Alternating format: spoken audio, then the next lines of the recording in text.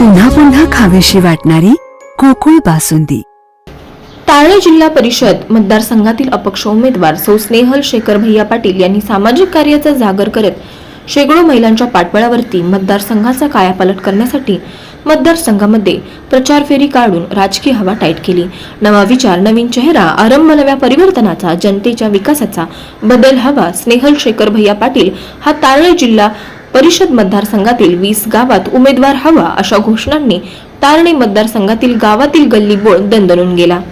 गेली 15 वर्ष तारळे जिल्हा परिषद मतदारसंघामध्ये स्वराज ग्रुपचे संस्थापक अध्यक्ष तसेच धनंजय महाडिक युवा शक्तीचे तालुका अध्यक्ष शेखर भैया पाटील यांनी आरोग्य शिबिरे, शालेय साहित्य वाटप, पूरग्रस्तांना आर्थिक मदत, गरीब विद्यार्थ्यांना दत्तक, अपघातग्रस्तांना मदत, कोरोना काळामध्ये सामाजिक बांधिलकी जोपासत पीपी किट, मास्क वाटप तसेच गणेशोत्सवामध्ये मंडळांना भेटी देऊन महाप्रसादासाठी देणगी सोबत खेळाडूंना प्रोत्साहन तसेच आर्थिक मदत, क्रीडा स्पर्धा, दहीहंडी अशा विविध सामाजिक कार्याच्या पाठबळावरती त्यांनी आपली पत्नी सौ स्नेहल शेखर भैया पाटील यांना मतदारसंघातील कार्यकर्ते, हितचिंतक, समर्थक यांच्या आग्रहाखातर तारळे जिल्हा परिषद निवडणूक रिंगणामध्ये अपक्ष म्हणून उभे केले आहे।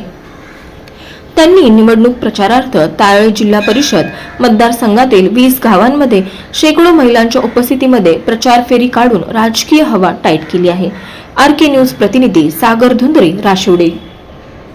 ताज्या घडामोडींसाठी आरके न्यूजच्या YouTube चॅनेलला सबस्क्राइब करा आणि बेल आयकॉनला क्लिक करायला विसरू नका। तांबूस फुटता उधळणारी भूपाळी रामपारी, दिशादाही उजळल्या आल गोकुळ आपुल्या दारी। निर्भेळ आणि सकस चवीच गोकुळ लय भारी, चव आहे कोल्हापुरी गोकुळ लय भारी। गोकुळची दर्जेदार दुग्ध उत्पादने, गोकुळ अस्सल चव कोल्हापूरची, चव आहे कोल्हापुरी।